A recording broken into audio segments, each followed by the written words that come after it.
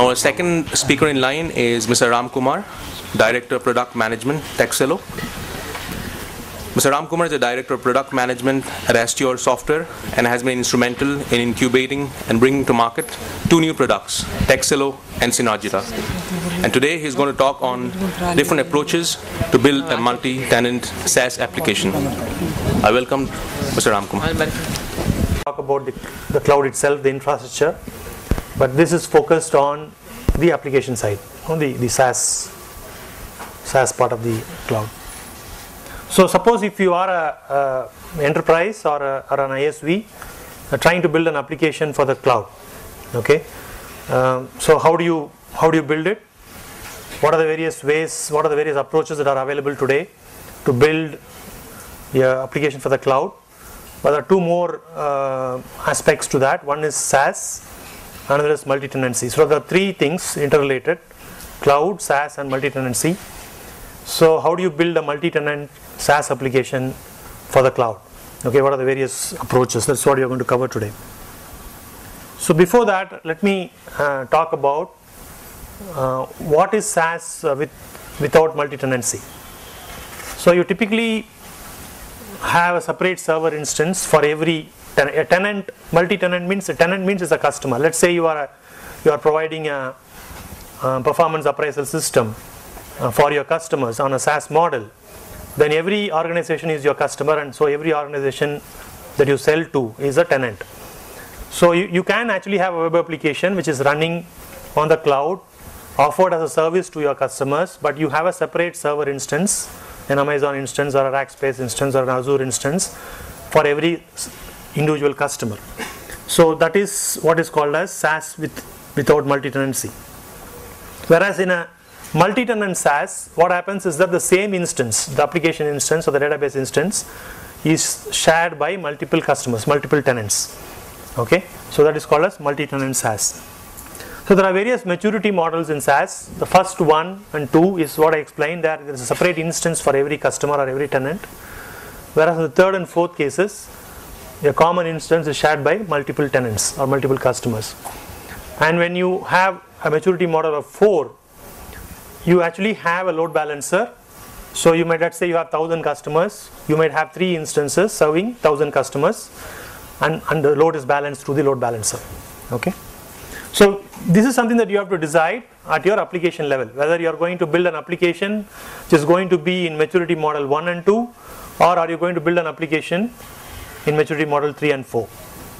Now whatever I am saying applies to both new application development, as well as to migrate existing applications. Suppose you already have a product. Let's say you already have a software that you're selling to customers on an on-premise model, where you install the software in customers' premises and they operate it, and you want to move it to the cloud or SaaS. Okay, so in that case you are migrating an existing application to the cloud SaaS. So you might move to the cloud, then you may move to SaaS, and then finally you may move to multi-tenancy. Okay, it's not necessary that all the three should happen at the same time. Like for example, you can take an application, host it on the cloud, it becomes a cloud hosted application. You can still license it on a perpetual basis. That was perpetual license you sell to the customer, but you host it on the cloud. Then you offer it on a SaaS, a service model where you charge per month or per year. Then you are offering it on a SaaS business model. But then whether your application is multi-tenant or not is more of a technological issue, not a business model issue. So you can have a SaaS business model without multi-tenancy or with multi-tenancy.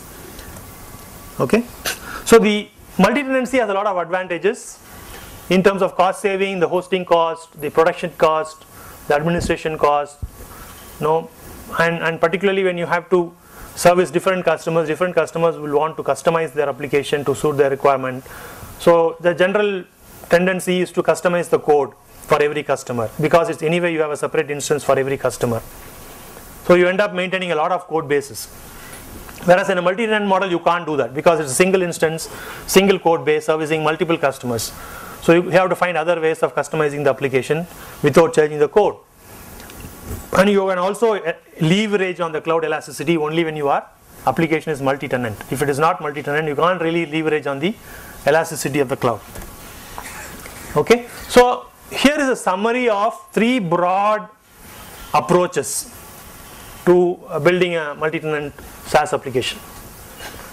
The first approach is very similar to you have a provider like Force.com, for example, okay, and you're building an application on top of Force.com, or you're building an application on top of, let's say, Orenscape. So that is the first model. So the APaaS is the application platform as a service. The PaaS is the underlying deployment management automation model, and then the infrastructure as a service, it could be Rackspace or Azure or Amazon.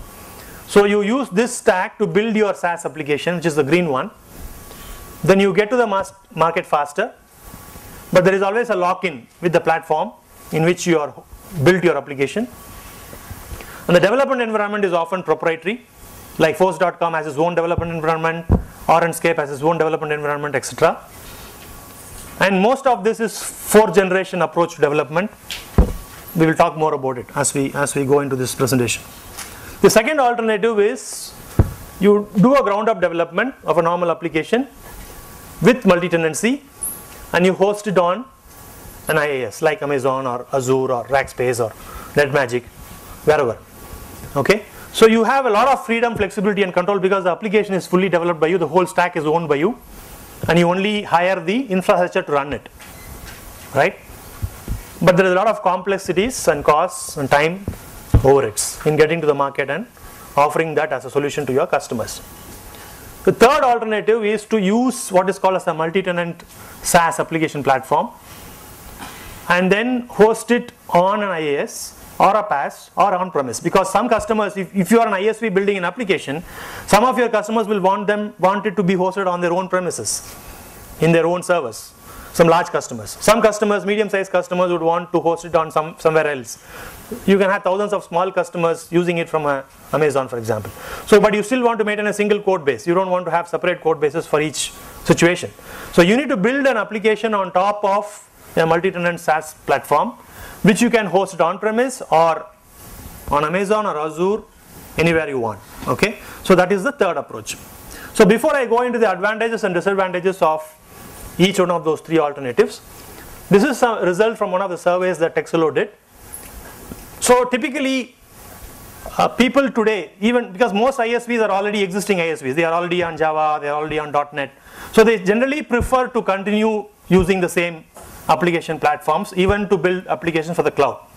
Okay, so that's the preference, .NET, J2EE, other 3GL languages, whereas the preference for 4GL visual type of rules or proprietary development environments like Force.com is much lower. This is the response that we have got from ISVs who are building multi-tenant SaaS applications.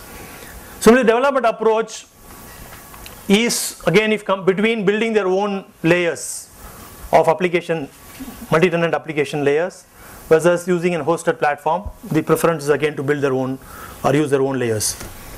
So why do they prefer that? Okay. So as I said, the advantages I already explained. Many of the complex requirements that an ISV needs in its application or in its product is very difficult to achieve in a proprietary development environment. You might have to do a lot of workaround with additional coding. If you people have used MS Access in your earlier part of the career, you'll understand the difference between using a form wizard and a table wizard to create an application vis-a-vis going to start using macros and VB code to customize it further, right?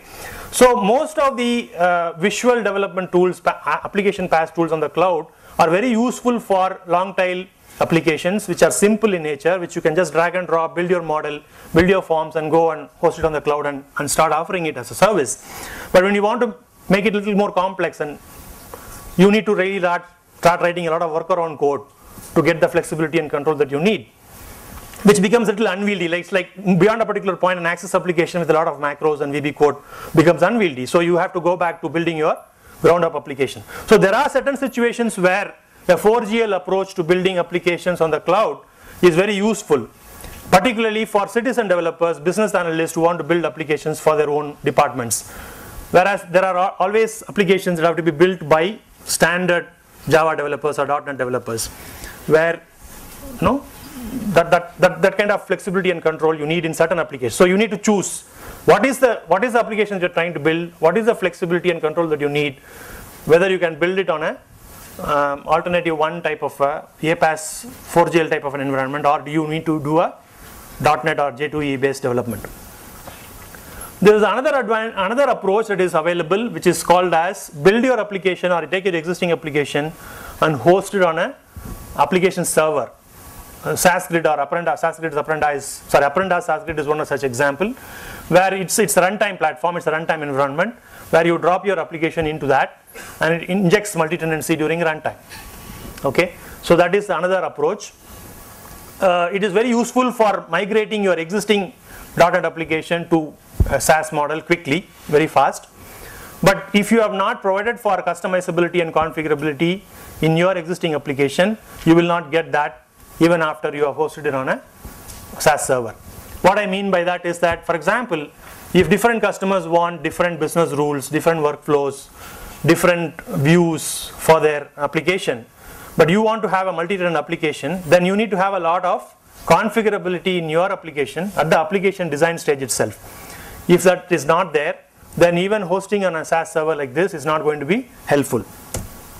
Okay, the third last alternative before we go to the actual cloud-enabled multi-tenant application platform is normal ground-up development, where you fully build the entire stack from ground up, right from your plumbing and auditing and logging and everything to your business features and functionalities. Now the interesting thing about this is, in a typical .NET on-premise application, a desktop application or a client-server application, the overhead between the business functionalities and the non-functional requirements is something like 90%, 10% or 85%, 15%. Okay, but when you go to cloud, SaaS and multi-tenancy with a lot of configurability, customizability, where different customers have to use it, different customers have to customize it, but you still have to maintain a single code base, the overhead of non-functional requirements, which is not your business functionalities but anyway you have to build, is almost like anywhere between 30% to 50%. So when you build a multi-tenant SaaS application ground up on .NET or on J2EE, if it's really going to be multi-tenant SaaS with a lot of configurability, you may actually spend 30 to 50% of your time building those non-functional requirements before you actually start building your business functionalities. So that's the disadvantage of ground up development, but there are a lot of advantages because you get a lot of flexibility and control. If you are an architect, you would love this because you really have full control over the entire application stack. Okay, and another interesting aspect is there when you're a startup or you're an ISV and you are trying to value your company for selling or merger. If you have built your application on a third-party proprietary development environment, the valuation is much lesser. If you own the entire application stack, your valuation is much more higher. So that is one more criteria that investors and CEOs look for when you recommend them a solution in terms of how you build your multi-tenant SaaS application. Okay. Now I just have two more slides. What is this third approach? Like, I'll just go back and just show you that. So we have already talked about these two approaches: the typical ground up development or using an existing PaaS like APaaS like Force.com or Orangescape, versus this, the third alternative. Third alternative is you need to get the best of both worlds. You need to get the freedom, flexibility and control that you are used to in .NET development. That you, as an architect or as a developer, you need a lot of control and flexibility to build complex applications. At the same time, you don't want to waste, out of 100 people months project, you don't want to waste 30-40 people months on building non-functional requirements. So you would rather spend 50-60 people months on building the business functionalities and use the SaaS application platform for the non-functional requirements. So that's the trade-off. So you get the freedom and at the same time you save time and cost and you reduce the risk. Because the risk comes from the fact that not all developers are uniformly experienced. The consistency will not be there. So if you are going to use a lot of developers to build a multi-tenant SaaS application ground up, there are a lot of risk involved in their ability to engineer it and architect it properly and do the right kind of robust, even though an architect may be there still. So it's always better to have a layer which enforces certain type of an architectural blueprint required for cloud SaaS and multi-tenancy and scalability, performance, etc. So that your developers can only focus on building the business functionalities. Even if they are just 2-3 years experience, they just can build only the business functions. Okay, so that is the advantages of, so you get to use a 3GL development like .NET. You can build the business functions on top of the platform. You can use it for multiple products. For example, you are planning to have 3-4 different products in your organization which are to be migrated to cloud and SaaS over a period of time. You can use the middle platform that I talked about for multiple products. So you have a common layer which is used across multiple products, which makes the maintainability much more better and easier.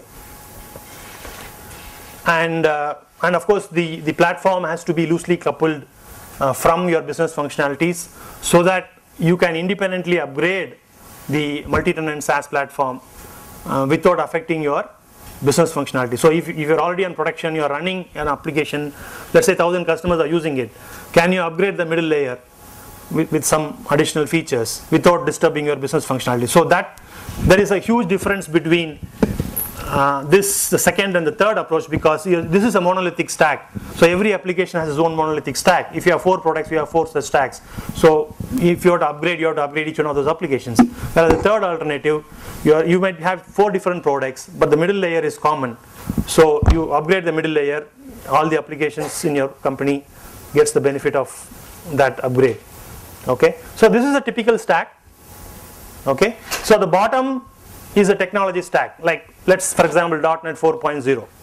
Of course, below that I'm not showing is your Windows Server, your SQL 2008, or if you are hosting on Azure, it is SQL Azure. If you are using Amazon RDS, it is going to be Amazon RDS or MySQL. So that's your underlying infrastructure. You have .NET 4.0, let's, for example, is a technology stack. The top is your product specific functionality. You might be building a CRM application, a finance application, any sort of application, okay, which are business functionalities. These are the non-functional requirements that I talked about, starting from caching, auditing, exception handling, all that is part of the stack. You have application level multi-tenancy, isolation of data between customers, because no customer wants their data to be exposed to other customers. Okay, so there is data isolation required, user management, roles, privilege mapping, because the policies, each organization that you're selling to, your application as a service, will have a different security policy, access control policies, and they want to customize their access control policies for their organization. And so you should be able to runtime configure the roles and privileges for each user for different customers differently without changing your underlying code base. So that is part of roles and rights management. Configurable UI, like the logo, the themes, even what columns are displayed in a grid, what fields are displayed in a form, whether it is required, not required, compulsory field, not compulsory field. Most of these things customers want to customize for their organization, but you can't keep changing the code for that. So you need to be able to have the configurability on the UI and the reports and custom fields, adding new custom fields for every customer. Okay, so all that has to be built in your non-functional layer, non-functional requirements. Another interesting area is, like, for example, you're building a leave management module, let's say a performance appraisal module. The workflow of who approves it, who then rejects it, and where it goes, etc., will vary from organization to organization. Okay, so all the human workflow based systems have to be customized by different customers differently. So a typical workflow tools like Microsoft Workflow Foundation will help you as a developer to design workflows and incorporate them. But if you want to expose that to an end user on a browser to customize the workflow, it's very difficult. So you need to build those capabilities so that you expose part of these workflows to the end user to customize it. Let's say HR manager can go and customize the workflow for their organization, or the business rules. Let's say a benefit administration product, the eligibility conditions for applying for a Mediclaim policy could differ for different organizations, which a non-IT person like a HR executive should be able to go and customize in an application. And if you are going to write code for all those customizability in your application, is going to be a huge overhead. Whereas a standard platform will give you all those capabilities right out of the box.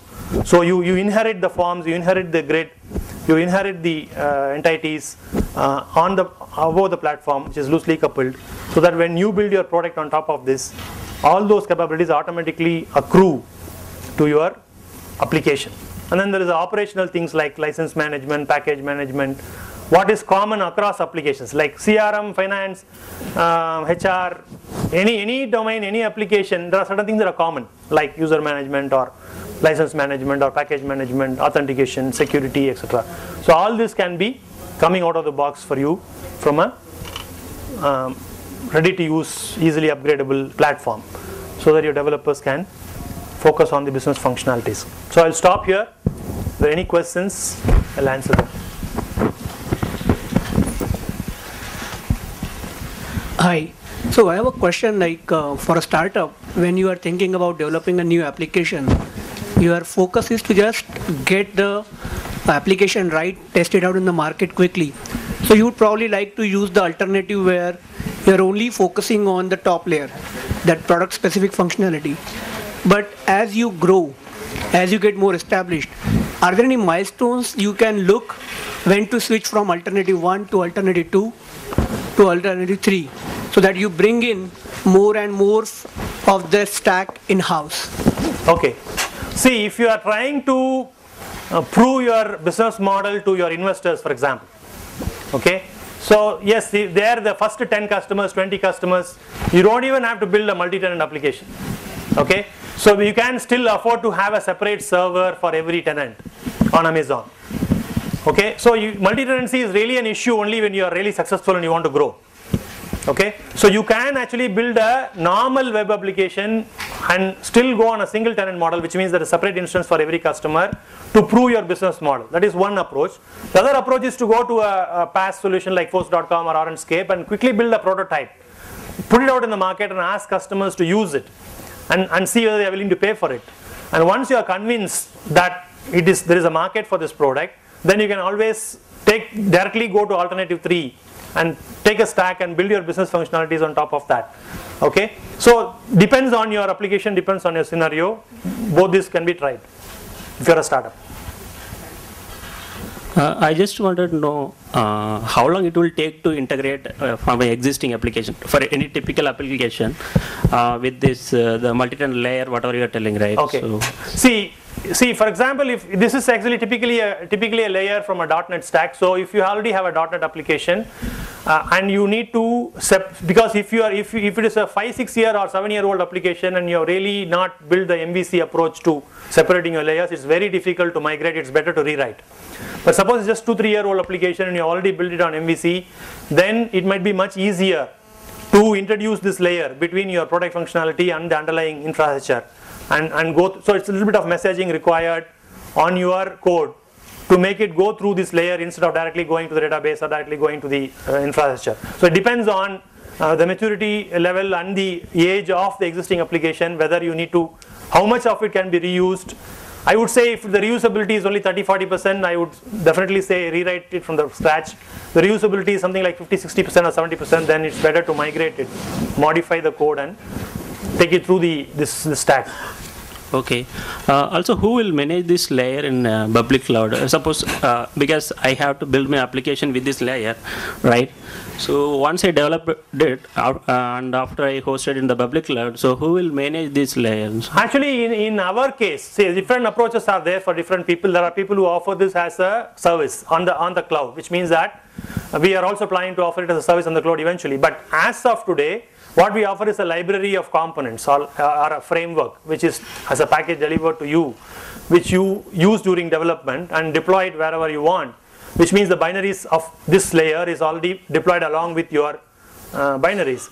Now in terms of maintenance, you have two approaches. One is to get an AMC for this so that the upgrades on maintenance is automatically taken care of by the vendor of this stack, or you can license the source code of this stack if you are confident, and then integrate it with your application and then maintain the entire stack yourself, including the source code of the stack. So both the options are available. Okay. Also, I have one more question. Is there any integration with platform management tools or monitoring tools, such kind of tools for the SaaS application? No, there is. This is actually, of course, supports WCF services based approach, which means that integration with external services. It could be the services provided by the cloud provider, it could be the services from an existing on-premise application of your tenant. Let's say your customer has an existing HRMS and you want to integrate your application with their on-premise application.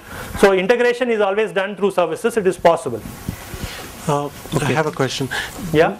Within the stack, do we have flexibility to choose native brands? For example, for rules engine, you choose rules, and for UI, you choose GWT. Can you make a choice of the vendors, or? Yes, if you, for example, UI, if you want to use Silverlight or if you want to use Flex, and you want to only use the middle layer, then you can use it as only consume the services and use your own UI controls, and your own UI you can choose. Similarly, if you want to use certain components, not use certain components, you have the option, not compulsory that you should all the components. It's entirely a library API based approach. So it depends on where you want to use, where you don't want to use, it's entirely in your control.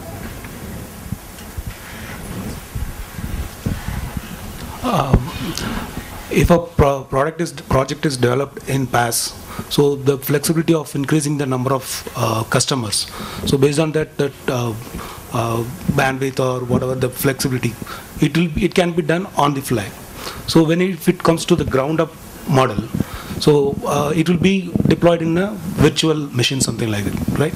So it can be again a cloud, Amazon or Azure, where the same scalability will be there. For example, you can either have a manual scale up, scale down, or an auto scale up, scale down, where you integrate with the APIs of the cloud provider, where if you say a particular, let's say you're using CloudWatch as a tool, and you are saying that at a particular load, you want to spin off an additional instance. It is possible. So what this kind of platform assures you is that this design is stateless. The database is partitionable both horizontally and vertically. So if you want to scale up, scale down, both manually or automatically, it is possible if you have built it using this platform. You don't, because the developers during development, they wouldn't have bothered about scalability or where the data is located, etc. The platform will take care of it. Okay, but yes, it is possible to scale up, scale down, both automatically and manually, if an application has been built using this kind of a stack. Except that you need to build those deployment automation tools. So this doesn't come with the deployment automation tools. So you have to integrate your application with the necessary deployment automation tools to spin off an additional instance, for example, whenever there is a need. Or you can manually do that. So from an architectural point of view, it is possible, but from an actual operational point of view, whether you do it manually or whether you integrate with the deployment automation tool is your choice. Vertical scaling up, there is some limit, right? Yeah, vertical scaling on the infrastructure is a limit, but there is something called as I am talking about the database partitioning. There is a vertical partitioning and horizontal partitioning which is supported, which means that you can actually separate databases. Like you can have one large customer in one database, 100 medium-sized customers in another database, and 1,000 small customers in another database. That is horizontal partitioning. Vertical partitioning means you have, let's say, 5 modules in your product, and module 1 and module 2 is in one database, and module 3 and module 4 is in another database. Okay, that is called as vertical partitioning. Okay, so this platform supports both horizontal and vertical partitioning on the database. So you can scale out your database as you grow your business.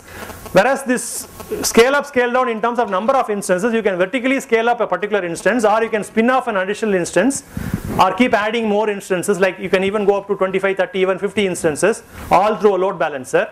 And even if a customer has logged in and is using the system, and the load has increased and you have spinned off an additional instance, and this user is being redirected from now this instance to another instance, the user will never know. Okay, so whether your underlying stack has been designed to seamlessly transfer a user from one instance to another instance without the users being aware of it, it requires a lot of engineering and architectural excellence in the way you have built your code. So that is taken care of by the platform. Okay. Is there any benchmark to increase the number of instances, application instances? Depends on the concurrent users, so depends on the hardware you are choosing and RAM you are choosing, and there are benchmarks like every 500 concurrent users you spin off an additional instance. That is standard. It's applicable for any .NET application which is using, let's say, SQL database. So there are some standard benchmarks. So there's no different here. Thank you. Thank you. Thank you so much, Mr. Ramkumar. Now, we'd like to present Mr. Ramkumar with a small token appreciation on behalf of UBM.